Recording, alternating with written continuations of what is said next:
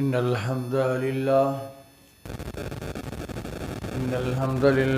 नहमदुहु व नस्तईनुहु व नस्तगफिरुहु व नु'मिनु बिही व नतवक्कलु अलैहि व नऊज़ु बिल्लाहि मिन शुरूरि अनफुसिना व मिन सय्यिआति अमालिना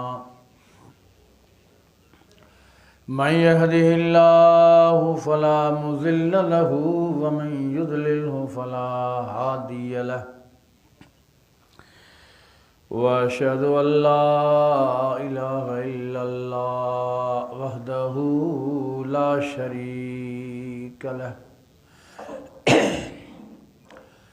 व अशहदु अन्न मुहम्मदन अब्दुहु व रसूलुहु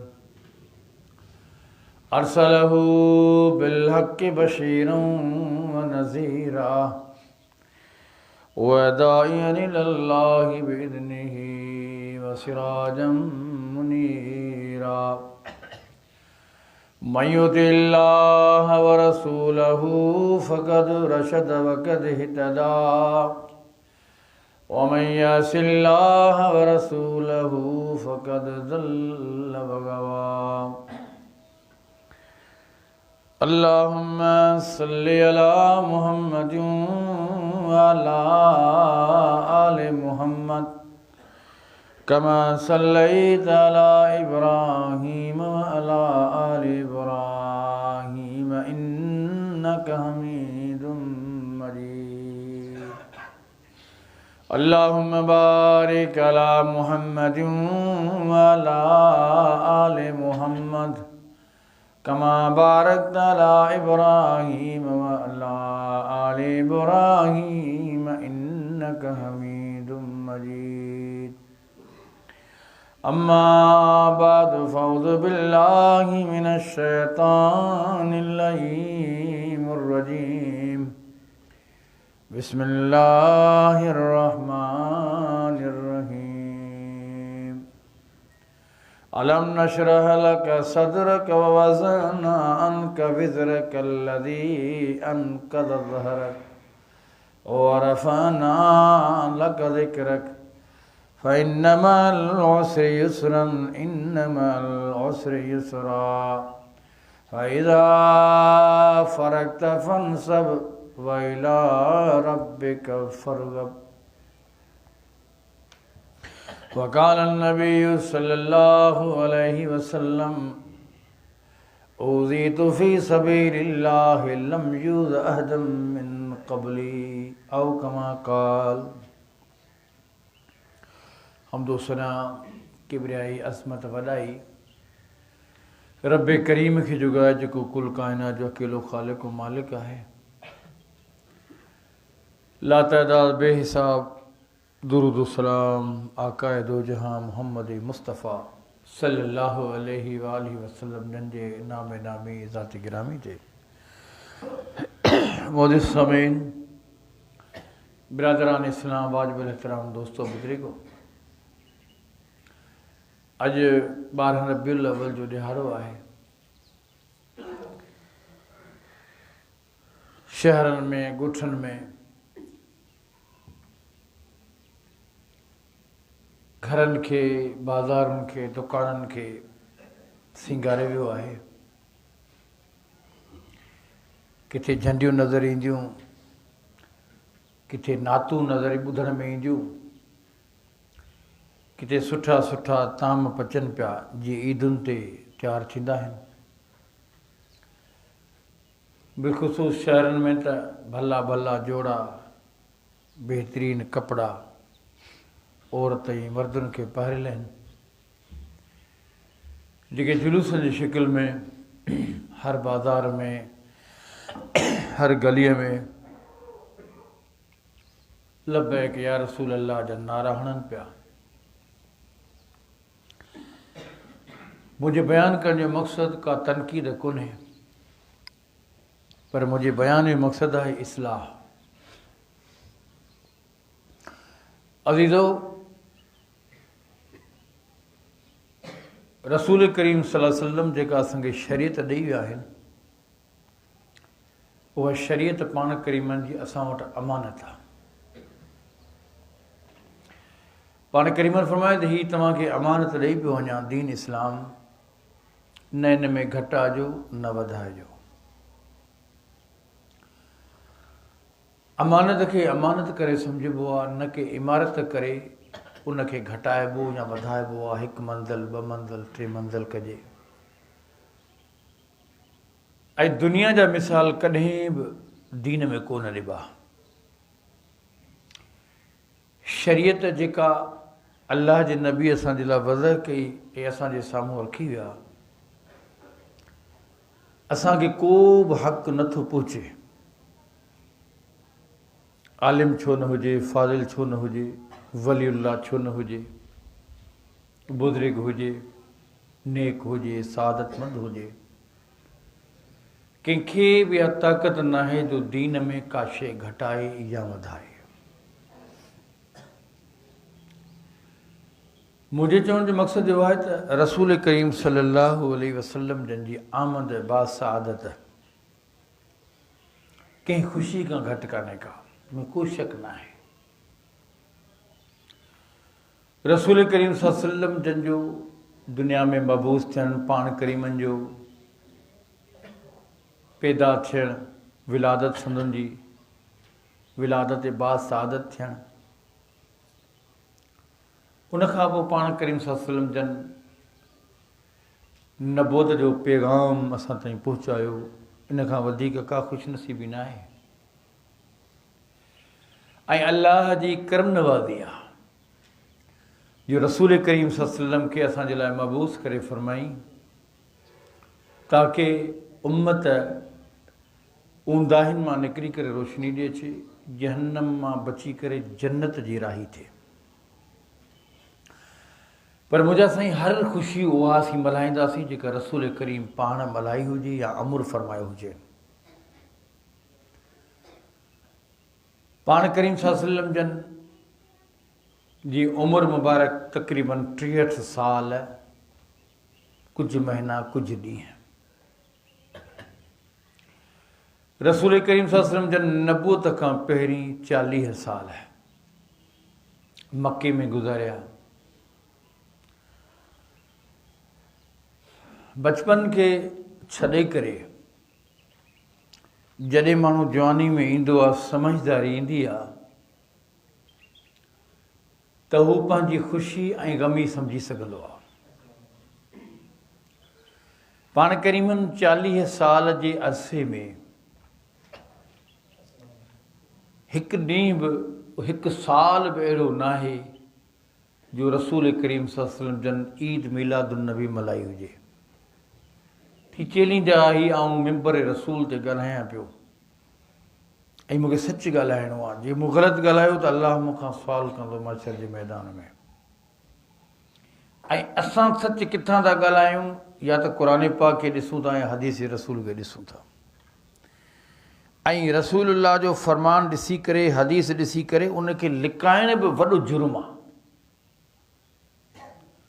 सभ खां वधीक सज़ा महशर जे मैदान में ख़तीबनि खे, आलिमनि खे, मुक़र्रीन खे, बयान करण वारनि जे लाइ हूंदी। छो त हिननि जो आवाज़ कुंड कुर्छ में माण्हू ॿुधनि था। अॻे त माण्हू किथे बि तकीर करे छॾे, 5 माण्हुनि ॿुधी, 2 ॿुधी, आवाज़ ॿिए ताईं न पहुतो। त मीडिया जो दौरु आहे, पूरी दुनिया ते आवाज़ु हले पियो। त हीअ जेके लफ़्ज़ निकिरनि था ख़तीब जे ज़बान मां, अनपढ़ माण्हू आहे जंहिंखे सम्झ कान्हे, उहो चवंदो पियो सच हक़ आहे। ऐं हमेशह हर हिकु माण्हू जी इहा सोच रहंदी आहे त मारो जेको मौलवी आहे इहो सचो आहे, छो त हिन खां वाक़ुफ़ु आहियां। ऐं हर को पंहिंजे अक़ीदे सां मुहबत थो करे। ज़ाहिर आहे महिमान थी आयल आहियां त सो बाबा असांजो महिमान आहे, असां हिनखे दावत ॾेई घुरायो आहे, ग़लति थोरी ॻाल्हि कंदो। ऐं जे ग़लति ॻाल्हि कंदुसि त अलाह मूंखां सुवालु कंदो, ऐं जेका ॻाल्हि लिकाईंदुसि तॾहिं बि अलाह मूंखां सुवालु कंदो त तोखे हिन माण्हुनि जी रहबरी जे लाइ घुरायो वियो हो, तो दावती पैगाम छा ॾिनो। दुनिया में त माण्हू जान छॾाए थो वञे, ग़लति सही ॻाल्हि करे अॻिते पोइते हवाला ॾेई करे, पर उते ॾाढो ॾुखियो थींदो जॾहिं अदालत अलाह रब करीम जी हूंदी ऐं सुवालनि जवाबनि जी निशिस्त हलंदी। वलिमन ख़ाफ़ मक़ाम रब्बी जन्नतान।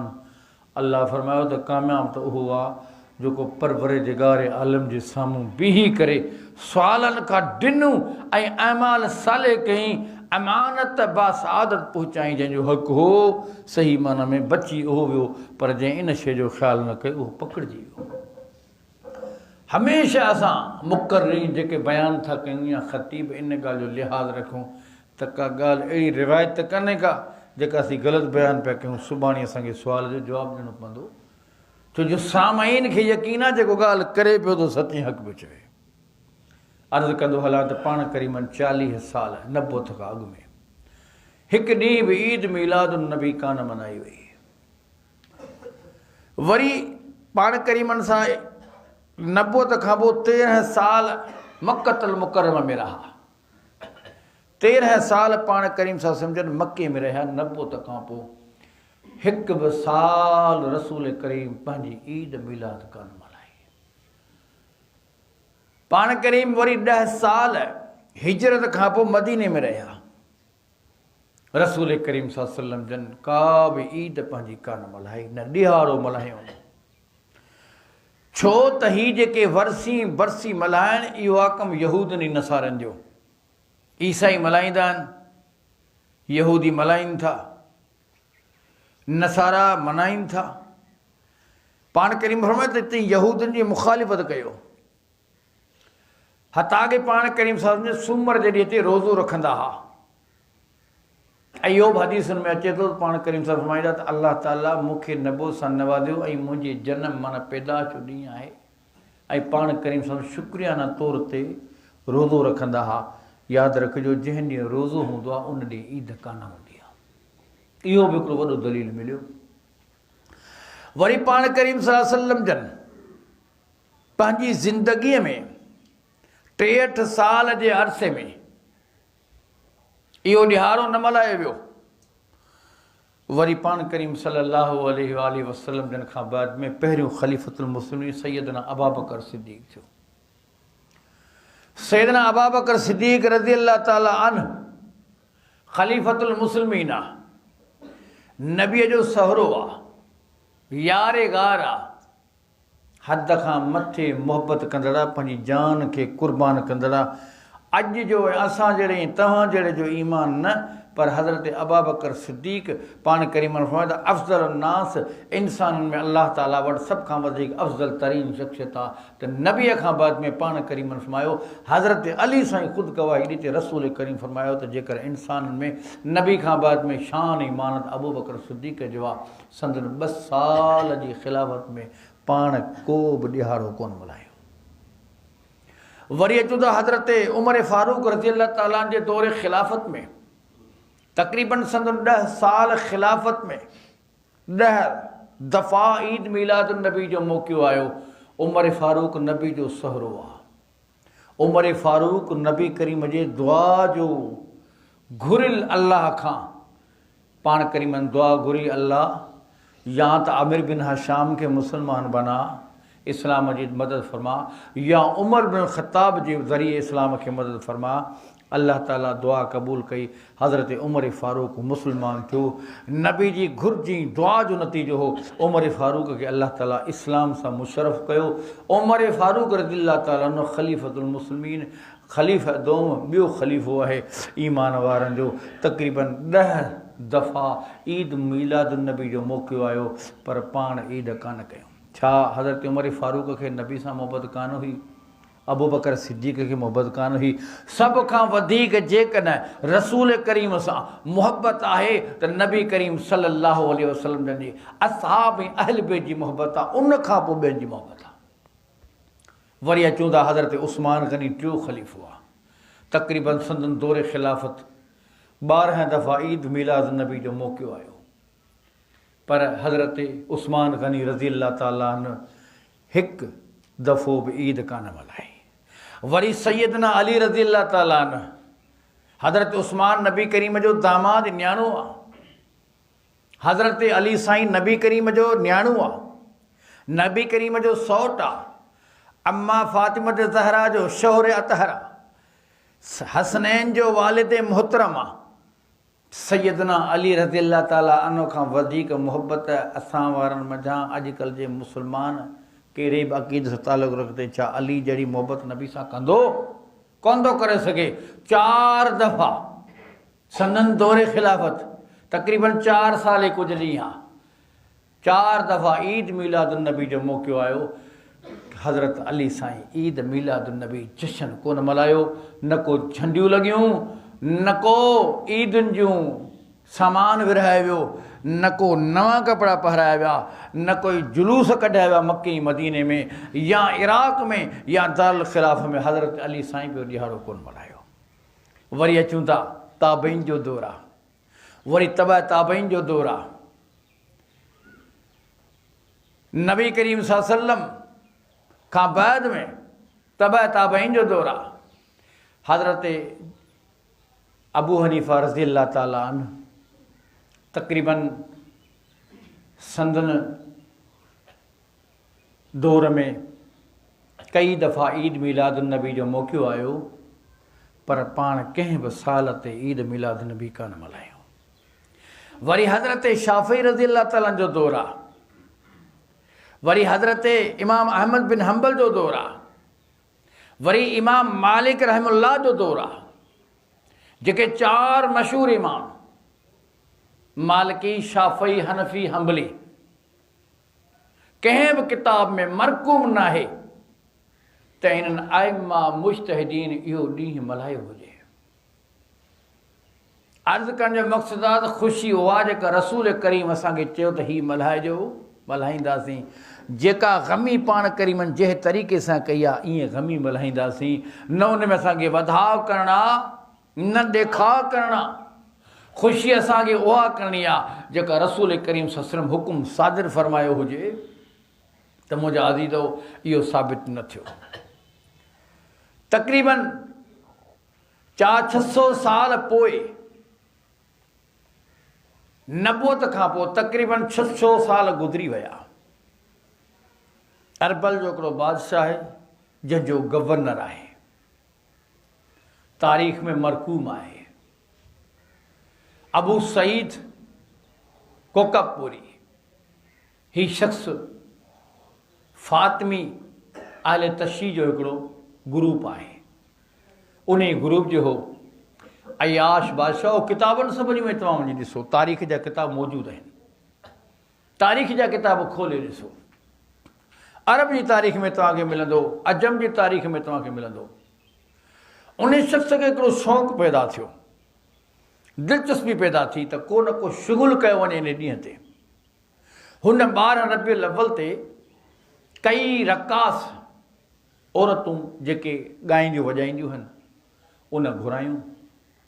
तंहिंमें तमामु घणो गोश्त जानवर ज़बह कया विया, उहो हुन जानवर ज़बह कराया। क़िस्म क़िस्म जा हुन ताम तयारु कराया। ही नई जेका दीन में नई शइ जंहिंखे बिदअत चइजे, उन अबू सईद शख़्स उन जो बुनियादु वरितो 600 साल खां पोइ, नबी करीम जे दौर खां पोइ।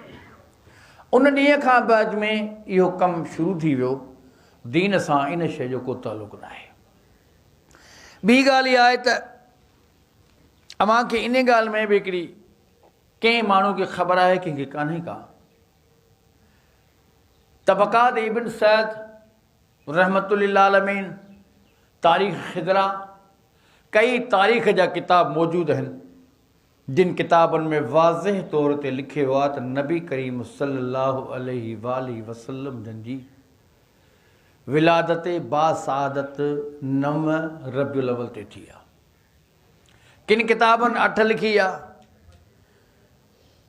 पीरान पीर अब्दुल कादिर जीलानी रहमुल्लाह त अजीब नमूने सां तारीख़ में लिखियो, हैरान कुन अल्फाज़ लिखी, फरमाई त नबी करीम जी विलादत बासादत मुहर्रमुल हराम में थी आहे, जेका गुनियत तालिबीन में मौजूदु आहे, जंहिंखे पीरान पीर अब्दुल कादिर जीलानी असीं चऊं था।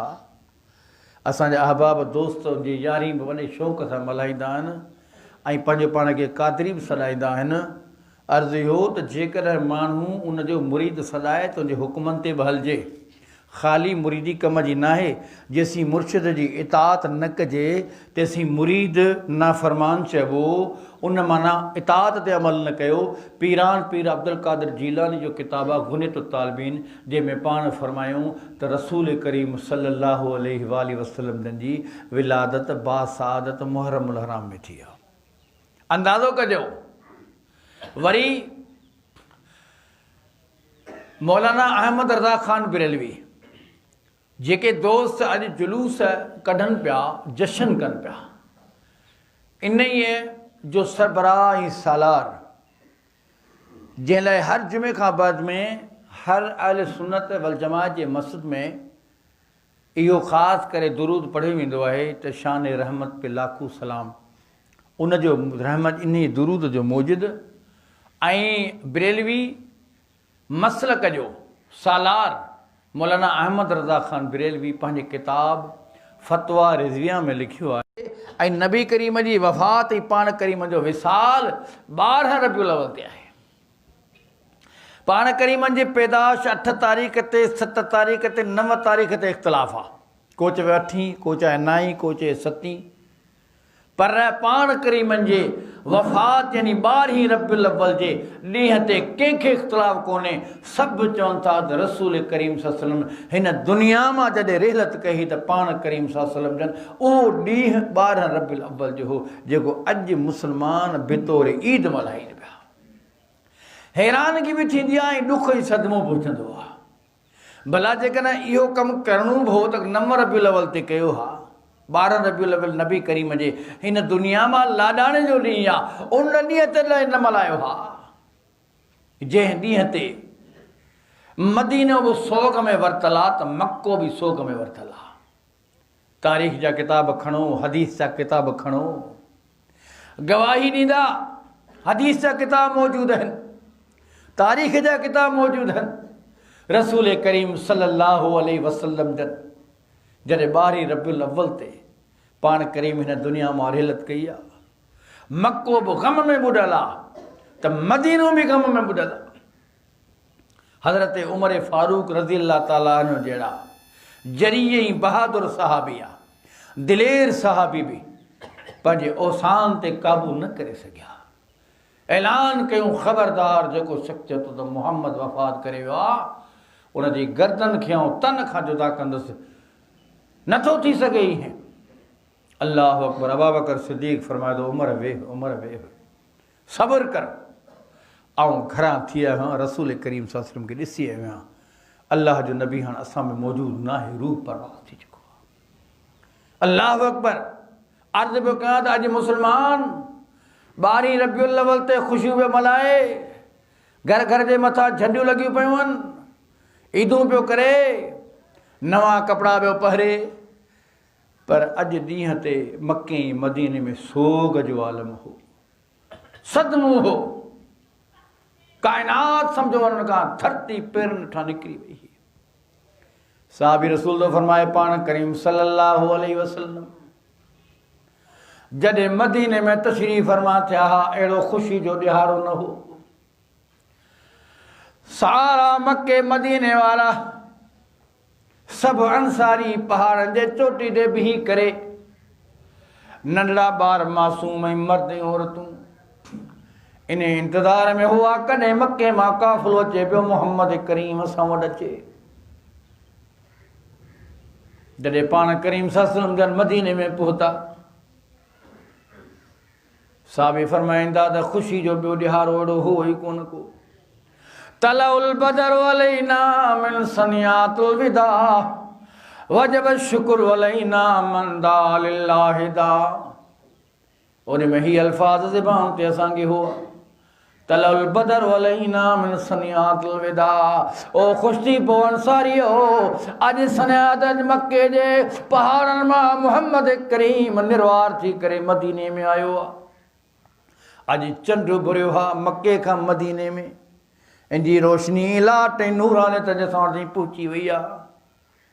वजब शुक्र अलैना मन दा लिल्लाहि दाई। असां दे शुक्रनि जो मालिक जो असीं छो न कयूं, सिजदे में छो न किरी पऊं, जेको रहबर ई रहनुमा असां मदीने वारनि ते पहुची वियो आहे।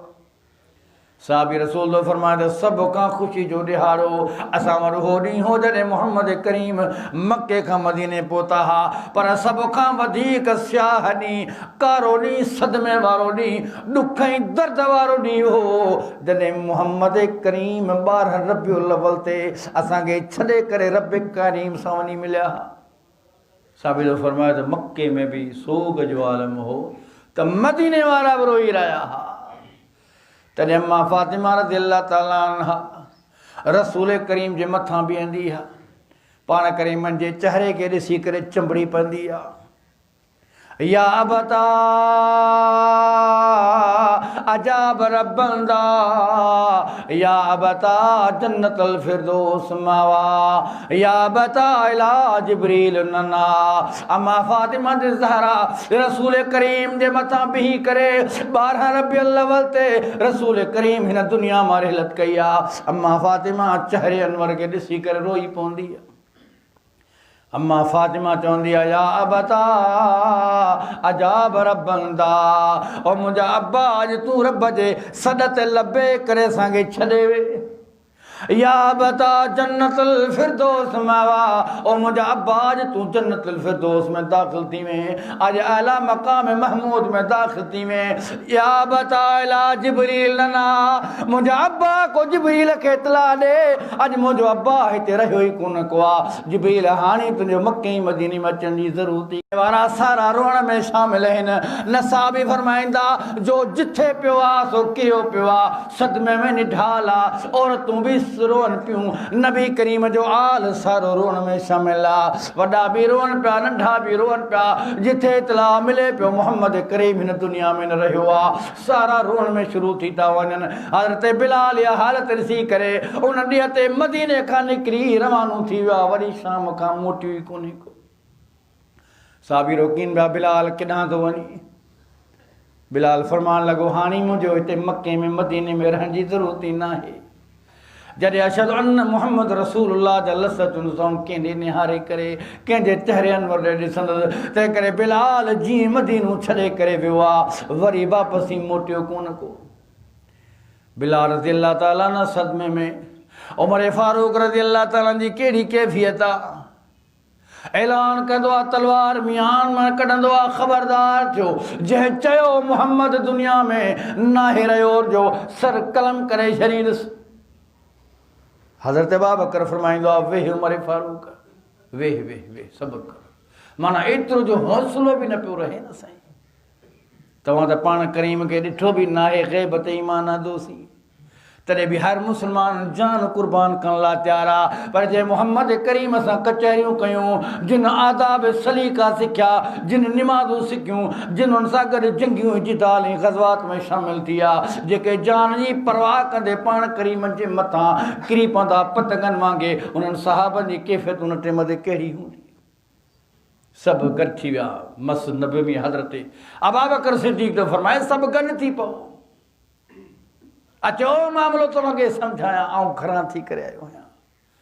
मुंहिंजी न्याणी अम्मा आशा उनजे घरां थी आहे, रसूल करीम सां सम्झे पर्दे मुबारक खे चेहरे तां हटाए करे निराड़ खे चुमी करे ॾींदा आहिनि, फरमाईंदा आहिनि अॼु वाक़ई सच ॻाल्हि आहे त मोहम्मद करीम असां में कोन रहियो आहे। इहो कहिड़ो ॾींहुं आहे? 12 रबिउल अव्वल जो ॾींहुं आहे।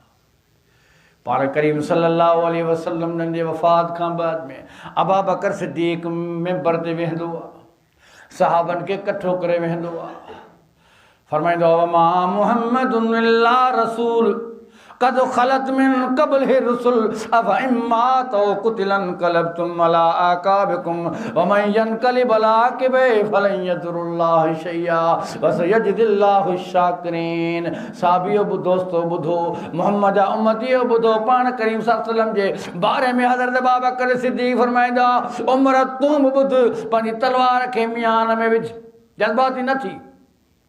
अल्लाह कुरान मजीद में फरमाया मा मुहम्मदुन इल्ला रसूल, मोहम्मद मुंहिंजो रसूल आहे। कद खलत मिन क़ब्लिहि रुसुल, मोहम्मद खां अॻु में जेके आदम खां वठी ईसा ताईं नबी आया से बि मोॾे मोटी आया, उनजा बि रूह परवार थी विया। अफ़ इम्मा तो कुतिलन कलबतुम, जेकॾहिं मुहम्मद वफ़ात करे वञे या शहीद करे वञे, छा तव्हीं इस्लाम छॾे ॾींदो? याद रख जो इस्लाम नाहे छॾणो, इस्लाम के मज़बूत पकड़णो आहे। मुहम्मद करीम जेको तव्हांखे रस्तो ॾिनो आहे, रहबरी ॾेई विया आहिनि, इन रस्ते खे क़ाइमी दाइम रखणो आहे, इहो दीन खे अॻिते हलाइणो आहे। अल्लाह ताला फरमायो शुक्र करण वारनि खे, सब्र करण वारनि खे ख़ुशख़बरी ॾे, उमर तूं आयतूं ॿुधियूं।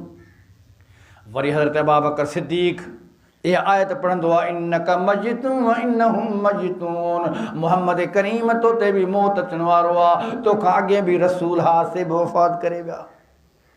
हज़रत उमर फारूक उथियो, अबू बकर तोखे अल्लाह तो ते रहम करे, मूंखे नबी करीम जे सदमे जे करे मूंखे ॻाल्हि ई विसरी वई। ऐं सम्झां पियो त जहिड़ो क़ुर हाणे नाज़िल थियो आहे, वाक़ई नबी करीम वफ़ात करे विया। अल्लाह अकबर। माना एतिरा हौसले वारा सहाबी पंहिंजी हिम्मत हारे विया। कहिड़ो ॾींहुं हो? 12 रबील जो ॾींहुं हो। ऐं असांजी पोज़ीशन छा आहे? नाम निहाद मुसलमान, ग़ुलामी रसूल में मौत भी क़बूल है। मस्जिद में 3 मुक़्तदी, चौथों अॻियां इमाम, मस्जिद में 4 ॼणा, जुलूस में हज़ारे माण्हू। ही बाज़ार भरी पई आहे, हू बाज़ार भरी पई आहे, हू नारनि जो ठका पियो पए। ग़ुलामी रसूल में जान भी कुर्बान है। मस्जिद में 3 माण्हू। रसूल जंहिं मक़सद खणी आया, मक़सद त फ़ौत थी वियो। पाण मक़सद खणी आया, मेराज में निमाज़ मिली तूफ़ो, निमाज़ खां परे, सुन्नत खां परे, हुकूकुल्लाह खां परे, हुकूकुल इबाद खां परे, हलाल रोज़ी कमाइण खां परे, सिले रहमी खां परे, मिटी माइटी जोड़ण खां परे, हलाल जी रोज़ी कमाइण खां परे, तिजारत वापार में सच ॻाल्हाइण खां परे, सभु गुनाह असां में शामिल आहिनि। ग़ुलामी रसूल में जान भी कुर्बान है। इहा ग़ुलामी रसूल कहिड़ी थी? ग़ुलामी रसूल तॾहिं थिए जॾहिं पाण करीम जा सही माना में ग़ुलाम ऐं उम्मती थी करे सी ॾेखारियूं पोइ सचा। अल्लाह अकबर। अॼु इहो बि सदमो, अॼु त असांखे ख़ुशी मल्हाइणी न घुरिजे। रसूल करीम सल्लल्लाहु अलैहि वसल्लम जे ख़िलाफ़ हर साल को न को शोशो, का न का बग़ावत ते इंसानियत खे उतारण जे लाइ यहूदी का न का साज़िश कंदा आहिनि। तव्हां कुझु ॾींहुं ॿुधो हूंदो त फ़्रांस वारा नबी करीम सल्लल्लाहु अलैहि वसल्लम जा कार्टून ठाहे करे, तशबीहूं ॾेई करे, सदारती हुकुम मुताबिक़ इहो कमु कयो इजाज़त सां। इहो इन करे जो मुस्लमान जा ज़मीर ख़तम थी विया आहिनि। 1 अरब 50 करोड़ तक़रीबन मुस्लमान दुनिया में बसजनि था। 107 ममालिक मुसलमान मुल्क आहिनि, एटमी ताक़त बि आहिनि, हर शइ अल्लाह ताला ॾिनी आहे। पर एतिरी ग़ैरत ऐं ज़मीर कोन्हे जो सफ़ीर खे चइजे त बेदख़ल करे उनखे कढियो वञे ऐं पंहिंजे सफ़ीर खे घुरायो वञे। ज़मीर जॾहिं मुर्दा थी वेंदा आहिनि, बाक़ी मुज़म्मती करारदाद मां कुझु न थींदो आहे। अल्लाह अकबर। छो त गुस्ताख़ी रसूल जो हिकिड़ो इलाजु आहे, वाजिबुल क़त्ल आहे। उनखां सवाइ को बि उनजो इलाजु न आहे। ऐं अल्लाह उन्हनि खां जेकॾहिं असां में हिम्मत ऐं हौसलो न आहे, हुक्मराननि में उहा शइ न रही आहे, अल्लाह पाण बि उनजो हिसाब किताब वठंदो आहे। इमाम इब्न तैमिया रहमहुल्लाह पंहिंजे किताब में लिखे थो त मुसलमान जॾहिं जिहाद कंदा हुआ, जंगियूं कंदा हुआ, त उन्हनि मुसलमाननि खे इंतज़ारु हूंदो हो।